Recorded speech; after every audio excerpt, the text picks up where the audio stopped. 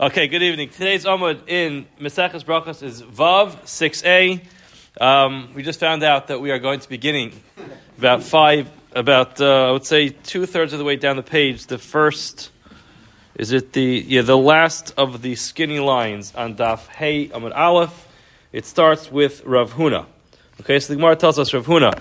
I'm going to try to keep it. I think I was still trying to do it at 25 minutes, right? Is that the max? What time do we finish? 9:25? Okay, I have 20 minutes left. Okay, Rav Huna takifu le arba mea dani techamra. Rav Huna was a wine dealer, a wine salesman, and unfortunately he had 400 barrels of wine that went bad. Ola Gaber Yehuda achua drav Salah Chasida v'Rabbanan v'Amri La Rav Ada Barahava v'Rabbanan. So he went to speak to one of his rabbis. That was what people did back then when they faced a tremendous financial loss. They tried to figure out, what did I do wrong that caused me to deserve this? So it wasn't clear which set of Rabbanim he went to, but he went to a set of Rabbanim. V'Amrulei, they said to him, L'ayin marba milei, you should probably look into your actions and see what you're doing, which is incorrect. Amar lahu, he said to them, Umicha shidna veinaichu, are you actually accusing me of acting improperly? In other words, what are you suggesting when you're telling me that I should really check into my actions? What is it that you think that I did wrong? So they just answered him as a good, typical Jew, answered his question with an answer, and they said, Amrulei, michashid kuchabrichu da'avet nida blodina. Let's flip the script over here. You're saying it can't be that we should accuse you of doing something wrong. Are you actually accusing HaKadosh Baruch Hu of making you face such steep financial loss, and there's no reason for it? So Amar lahu, he said to them, if anybody has anything negative to say about me, lema, go ahead. I'm listening. I'd like to hear what you have to say. Amrulei, they said to him, hachi shmialan. There's the rumor that we heard. The lo yav mar shabisha la'arisa. You haven't been paying your sharecropper.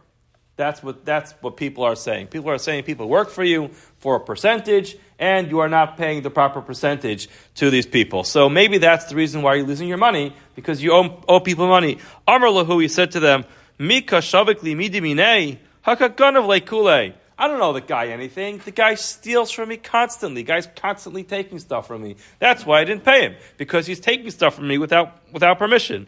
So Amru le, they said to him, Hanu darmi inchi. This is where the saying comes from that people say, Basar ganva genov v'tayim time. In other words, first of all, you're not allowed to steal from a thief. It might be that a person is stealing from you. Maybe he's stealing from you, but this really opens up the door to a sugya called Ovid Inish Dina Denafshe. Does a person have the right to take the law into their own hands? And the answer, you almost always, is no. You don't have permission to take the law into your hands. If someone steals from you, there's a process on how to get that money back. But to go ahead and steal from them is just as improper, and therefore they were telling him, ultimately, that is your problem, that you are not paying your sharecropper. Amalahu, kabilna alai diavole, I accept it on myself. I'm going to pay this guy the money. So now, after he paid him up, Ika de Amri, Hadar Chala Vahavichamra, a nace happened. His wine switched from vinegar back to wine. The Ika de Amri, there are those who say, Ayakar Chala Vizdavim b'demei Chamra. Such a massive nace that vinegar should switch back into wine, he wasn't zocheh to that. But another nace happened, that there was a huge demand at that point in time for vinegar, and it became even more expensive than wine. So he is able to recover his losses. This, I think, highlights the sometimes we don't recognize what we're missing. When we talk about certain chachamim who don't live in our times. We live in a time of darkness. Things aren't going right, and we have to just sit there and try to figure out what is it that we're doing wrong. There was a time in history when people could go to different chachamim and say, what am I doing wrong? And they could say, this is it. You go home, you fix it, and everything's back in order. That's what it means to live in Galus. At a time we don't have such revelation. Tanya, the Gemara continues. Abba Binyamin Omar Ashnei Dvarim Hayisi Mitzstar. There are two things that used to bother me. We're up to the widest line on the page. Sorry, Hayis Mitzstar Kayamai. Al Tfilase Shitelef Nemitasi. That my tfilos, the literal translation is, should be in front of my bed. V'al mitasi shetehei nesuna bein safon ladaram. And that my bed should be placed from north to south. In other words, my bed should not be placed from east to west. Rather, my bed should be placed from north to south. So the Gemara says, hold on. Al tefillah shetet lifnei mitasi. My lifnei mitasi, what does it mean? That a person should daven in front of his bed. Ilema lifnei mitasi mamish. That a person's tefillah should be actually in front of his bed. You get out of your bed, and there's the shul, right there, in your bedroom. V'amar of Yehuda Amarav, Yitem Shul ben Levi, Minayim Mispal Shalo Yehei Berachos Beino Lebein Akir. So it's interesting. Gemara asks this question, not the question of maybe he should go to shul, but Gemara asks, there's a problem. A person is supposed to daven in front of a wall, so there's no distractions. If he's davening in front of his bed, he'll have a bed between him and the wall. So just a technical difficulty. Why is he sounds like he's yearning and pining for an opportunity to daven in front of his bed. What's so good about davening in front of your bed? So the Gemara says, and the Gemara brings a right to that Shenemer v'yasiv chizkiyo panav al akir v'yispal. He turns his face to the wall and he davened, so we see that there's an advantage of davening straight in front of the wall. The Gemara says, you misunderstood the whole thing. It doesn't mean that he should daven in front of his bed. There's no advantage of davening in front of your bed. Rather, lo tem lefnei mitasi ella ema samach l'mitasi. That means as soon as I get up in the morning, immediately I daven. Instead of a person waking up, attending to all their affairs, and then saying, let me go daven, he wanted to make sure he gets up, immediately gets out of the house, and goes to daven. But so that's what he meant, and he was yearning for that opportunity. Again, this opens up an interesting sugya to whether or not a person should indeed structure their day where they daven immediately, or maybe a person should learn. It seems like there are advantages to learning before davening. That's why we find it's such a common practice amongst people that they actually go to a shir before tefillah, and there's no disadvantage of learning before davening. It's still considered that a person is davening immediately when they wake up. Why do you want his bed to be facing from north to south? So I'm just going to give a little preface over here. We're going to start talking about some concepts over here that are a little bit abstract and a little bit difficult to understand. And some of the things we're talking about with regard to demons, shadim, mazikim, they aren't things that we have nowadays. Already the Rambam wrote in the times of the Rambam that they didn't have these things. The Gemara, when it talks about it, there's all different interpretations. Some of it is interpreted as literal, that yes, in the time of Chazal, they saw things differently than we did. And some say Nishtanu Ativios, and it has changed. And there are those who take the opinion that it's still here, we just don't really see it. I'm not going to lend my opinion, I'm just going to read the Gemara, and we'll see it how it goes.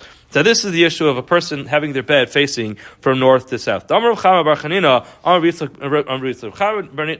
said in the name of Yitzchak, Kol anosim mitaso bein tzafon l'darim. Anybody who puts his bed from north to south, having lebanim zacharim, he's going to have male children.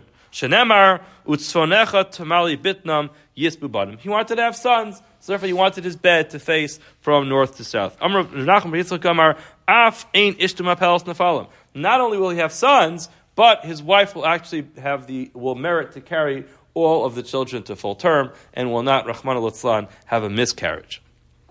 And what's the pasuk? Ksivhacha utzfunecha tamali bitnam uksivhasam v'yimlu yomer loledes v'yinesam bevitna. So we see that the full stomach refers to a person who ultimately carries children to term and then gives birth to a healthy child and doesn't, Rahman al-Itzlan, have a miscarriage. The Gemara continues. Tanya, we learned in our Brisa, third to last line of the page. Ab Binyamin Omer, Shnaim Shnicht Nesu L'Spalo. Two people go into shul to daven. V'kadam Echad Miyam L'Spalo. One of them finished first. V'lo Himtin Eschavero V'yatza. He left his friend in the shul by himself and just went out. So again, some background.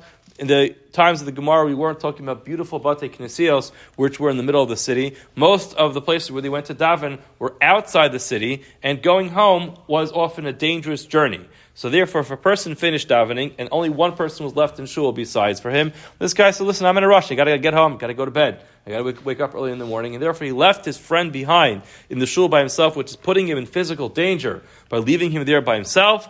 The Gemara says, if a person does that, they rip up his tefillos. Why? Because it shows such a disregard to the other person. How do you leave someone there by themselves? They have to walk home by themselves. It seems like at this point in time, that the Gemara is referring to at night. If they walk home by himself at night, it's very dangerous, and therefore it's such a lack of ben adam l'chavero to do that under such circumstances. His tefillos are going to be tarfilo tulasa b'fanav, they tear up his tefillah. Shenemar, for it says tarof nafsho ba'apo halamancha tazav hearts. In other words, is it just because of you that you just will leave the land? Below od. In addition to that, such a lack of regard to other people causes the Shechina to turn away from Klal Yisrael. Shenemar, for it says in the pasuk, vayatik tzor mimikomo, the tzor, the rock, which refers to a Kadosh Baruch Hu, the Ein Tzor El Kadosh Baruch Hu, so that tzor will turn away from the place. Shnemer tzor yilad chateshi. So we see tzor refers to a Kadosh Baruch Hu. It's interesting. I just would point out to you that it's an interesting tosus over here. Again, my time is limited, so I can't do too much of this. But there's a tosus over here that says the simple understanding is that it's talking about at night. However, he brings here on the top of Vav Amud Aleph, if you want to look at it, the first tosus is the third line. He says, "Vari hayu ma'achar tfilaso u'ma'arach ad sheyetzu kulam." He would make sure would make sure to extend his tefillah because he wanted to wait for every single person. In other words, he wanted to make sure that anybody who came late or anybody who was taking a longer time would have someone to walk home with. If during his tefillah anybody would come to the Beis HaKnesses and he was done, he would take out a sefer and he would wait. The Ri, again, this is not just a regular person. He was a busy person, one of the Bali Tosfos. He would take out a sefer and say, listen, I can't leave. Somebody needs an escort. Someone needs to escort them home. And Tosfos says, V'na'eh lahachmer af lanu. Tosfos says it's a nice thing for us to be machmer, even by us. And he clearly writes that this is talking about whether it's during the day or it is at night. And nevertheless, again, it's not as relevant for us. Baruch Hashem, our shul is in the middle of a community. Baruch Hashem, a safe community. But the idea still is there. A person comes to shul, person comes at night. You don't leave them by themselves, especially if it's a person who might actually need an escort to get home. So we don't leave people by themselves in the shul. It's a nice idea. Now the Gemara says, V'im himtin, if a person did indeed wait for everybody, mascharo. What is the schar that the person gets from this? And the truth is, to be fair, right now we're starting Vav Amud Aleph, so I really should have 25 minutes from now. But I won't. Rabbi Chanina says, Zochel brachos halalu. He gets all these brachos. Shnemer, for it says in the pasuk, Lu hikshavta lemitzvosai, vayihi kenar shlomecha. You filled with peace. V'tzidkascha k'galayam. Your righteousness will be like the waves of the sea. V'hi kechol zarecha v'tzetzae me'echa. Your children will ultimately be like the sand of the sea. So an enormous amount of bracha comes from a person just being there for other people, for helping someone out. Someone else is in shul, you don't leave them behind. If you just do something as simple as the chesed of walking someone else home, tremendous bracha comes from that. Tanya, the Gemara says, Abba Binyamin Omer, Ilmali nasata rishus la'ayin liros, if a Kadosh Baruch Hu would have given permission for our eyes to see, ein kol beria yachol lamod b'pnei mazikin. A person will not be able to tolerate all the demons that they would see around them. Amar Abaya, inhu nafishi minan. There are more demons around than us. Pretty intimidating. B'kaima alon ki kasla le'ugya. They're standing around us like a ditch around a hill. Amar Rav Huna kochad v'chad minan. For every person, alpha mismale, 1,000 of them are on his left hand, uruvavta mimine, and 10,000 from his right side. Where did he get this from? The Gemara doesn't say this, but it comes from Yipol mitzidcha elef or Ruvava miminecha. Yipol mitzidcha elef or Ruvava miminecha. That's where it comes from. That's why if a person finds himself facing any of these types of things, it's always a good idea to say Kapitel Tzadik Aleph to help remove these things. Amar Rava.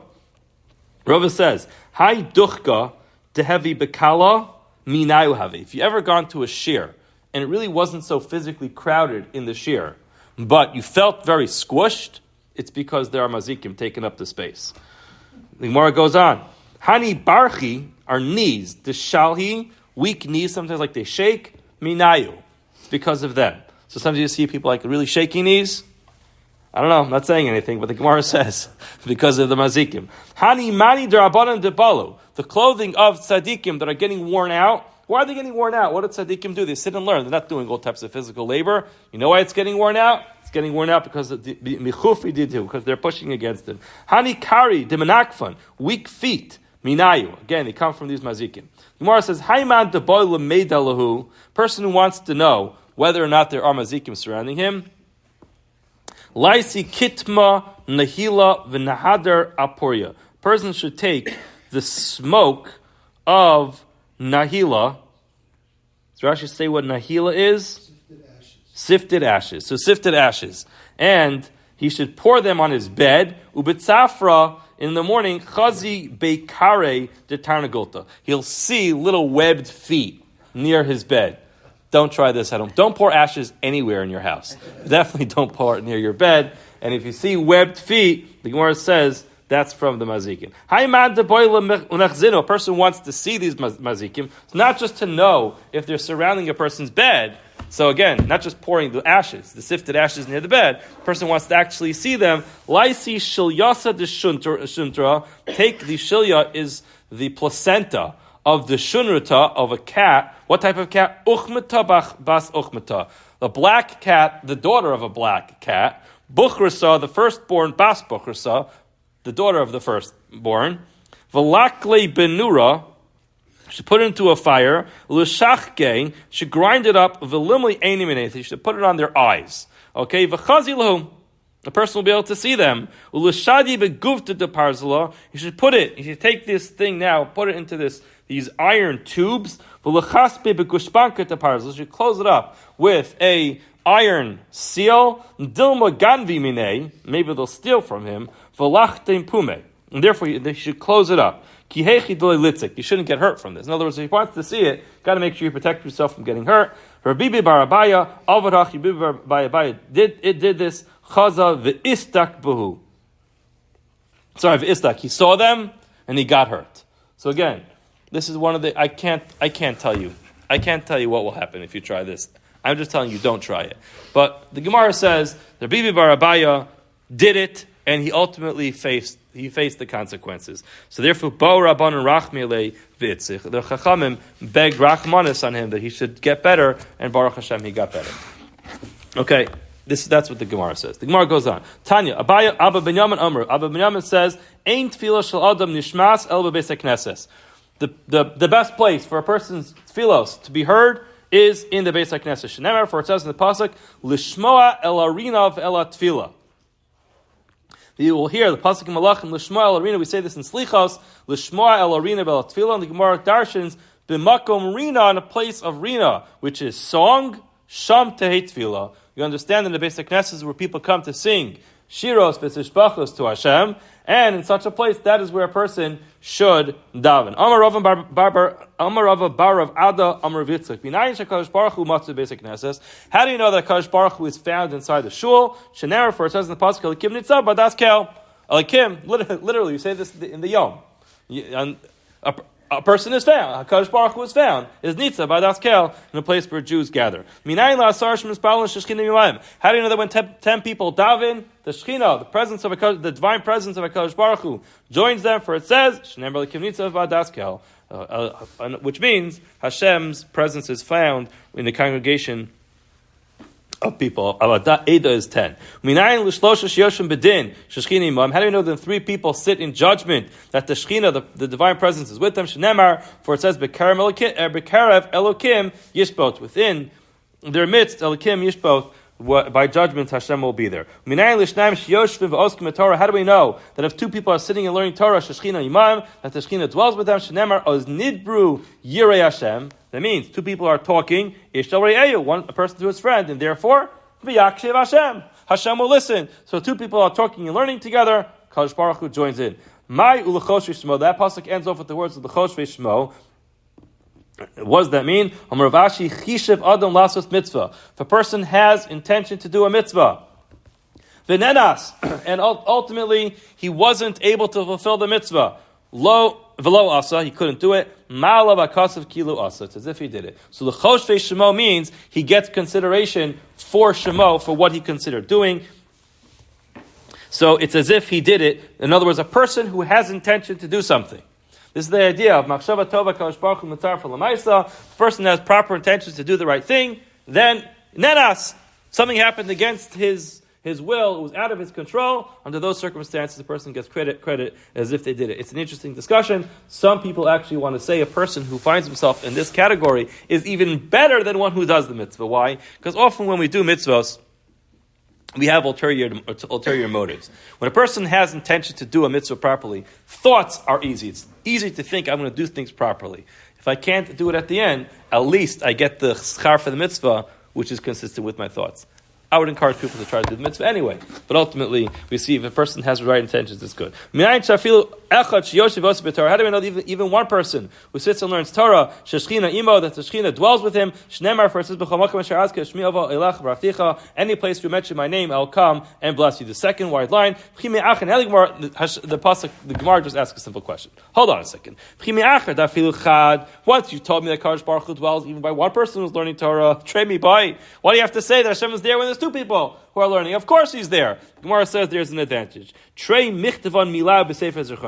two people talk and learning together, their words are written down in the royal chronicles. One person does not merit having his Divrei Torah written down in the Sefer Zechronos. Once you told me that Kadosh Baruch Hu is there with two people who are learning, plus me by, I have to tell me that when there are three people who are learning, that Kadosh Baruch Hu dwells with them. Gemara says, I would have thought Dina Shalma Bi'alma, they're just talking about a din. They're having like a discussion together. Bi'almahu v'lo asi shchina, Kadosh Baruch Hu doesn't join. Kamash Mulan teaches us, no, when three people are having a discussion, Kadosh Baruch Hu does join. Kamash Mulan, the Dina Nami Hainu Torah, the person is, three people are involved in judgment, that is Torah, and Kadosh Baruch Hu dwells. Once you told me that if three people are learning together, that Kadosh Baruch Hu dwells with them, why do you have to tell me that with 10 people? The Gemara says, hold on a second. The Gemara answers, Asara kadma'a shchina va'asya. The Gemara says something fascinating. When 10 people are about to come together to learn, like us in this room now, you know what happens? Kadosh Baruch Hu sees the schedule. He says 10 people are coming to learn. Kadosh Baruch Hu gets there before us and waits for us to start learning. In other words, if there is one person learning, 2 people, 3 people learning, Kadosh Baruch Hu says, oh, great, look, people are learning. He comes, he moves in. When 10 people are scheduled to learn together, Kadosh Baruch Hu comes there first.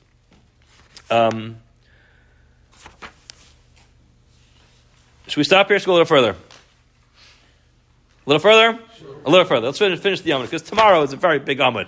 Look, turn the page. You'll see what's going on tomorrow. Let's do a little bit more. This is very quick. Amar Rav Avin Bar Rav Ada Bar Amar Rav Yitzchak Minay Kadosh Baruch Hu Maniach Tefillin. How do you know that Kadosh Baruch Hu wears tefillin? So just by way of introduction, Kadosh Baruch Hu, one of the Yud Gimel Ikrim, one of the 30 principles of faith is that Kadosh Baruch Hu does not have a body. So we talk about Kadosh Baruch Hu wearing tefillin. It doesn't mean that Kadosh Baruch Hu has a physical pair of tefillin, but it is a metaphorical discussion that just like we do things for Kadosh Baruch Hu does it for us. Gemara says, how do we know he wears tefillin? Shenemar nishpa Hashem biyamino ubizra uzo. In the Mino, his right hand is Torah, that's Torah. Shenemar mimino eish das lomo. The pasuk says on his right, eish das, which refers to the Torah. Ubizra uzo elu tefillin. Uzo is tefillin. How do we know that uzo, which means the strength, is tefillin? Shenemar Hashem oz lamo yitain. We know that the pasuk says Hashem oz lamo yitain. Minayin. Shat tefillin oz him. How do we know that tefillin is referred to as oz, the strength? Ozhem li Yisrael. How do you know that tefillin is a strength for Yisrael? T'chsiv, for it says, "V'ro kol ami arz kishem Hashem nikra alecha v'yarom imeka." They will see that Hashem's name is written on them, and they will be scared. They ultimately be fearful of people who are wearing tefillin. Tanya, we still learned in the Rabbi Blazer Hagadol HaYomer. Blazer Hagadol used to say, "Elu tefillin shavaros." This refers to the tefillin shavaros. So when people are wearing tefillin, it causes awe among other nations. Amram Nachman Yitzchak, Rav Chia Bar Avin. How many tefillin Demari Alma? The tefillin that Kadosh Baruch Hu wears. Maksiv. What does it say in those tefillin? In other words, our tefillin, we understand, it's for us to remember HaKadosh Baruch Hu. What does his tefillin say? He answers, Amalei, Umi ka'amcha Yisrael gayachad ba'aretz. Who is like my nation? HaKadosh Baruch Hu's tefillin say in it, who is like my nation? And it goes on. Umi mishtabeach kutshabrichu b'shivchad Yisrael. The Gemara says that HaKadosh Baruch Hu actually take pride in Klal Yisrael. Does he actually spend time giving praise? Gemara says, yes, in the Chsiv es Hashem amarta hayom. Hashem talks about Klal Yisrael. Hashem takes pride in Klal Yisrael. Amalek Kodesh Baruch Hu Yisrael. Kodesh Baruch Hu says to Klal Yisrael, Tem, Asisuni Chativa Achas Ba'olam, you did a piece for me. Vani Eschem Chativa Achas Ba'olam, I will do another piece for you. What did you do for me? You recite, HaKadosh Baruch Hu is one, our Lord, HaKadosh Baruch Hu is the only one, and I respond, what do I do? I give praise that I have one nation in Klal Yisrael. The son of Rabbi said, so that makes sense. That's what it says. We know tefillin has 4 compartments. So that fits one compartment. B'shar bati mai, what is in the other compartments? It's tefillin, armalei, kimi goy gadol, is one pasuk, umi goy gadol, another pasuk, ashrecha Yisrael, another pasuk, o aniso lekim lovo lekachas got lo go mekachas goy is another one, so we're up to 5, u'lesitcha alyom is another one which is 6. Gemara says, hold on, you just gave me 6 different parashios. Yachi nefishali tuve, you have too many. There's only 4 compartments. So what do you do with them? Armalei, so the Gemara says, "Ela kimiga gadol and miga gadol jedami ladadi." Those 2 are very similar. They go bechad beisa. They go into one compartment. And Ashrechi Yisrael mika amchi Yisrael bechad beisa. The pasuk of Ashrechi Yisrael mika amchi Yisrael goes in another compartment. Or Anisa lekim bechad beisa. The which is the pasuk in Yecheskel. It goes in another compartment. L'sitcha elyon bechad beisa. Those are the 4 compartments. The kulu and all of those the ksiva ba'adroi go into the one compartment of the tefillin shel yad. Have a wonderful evening.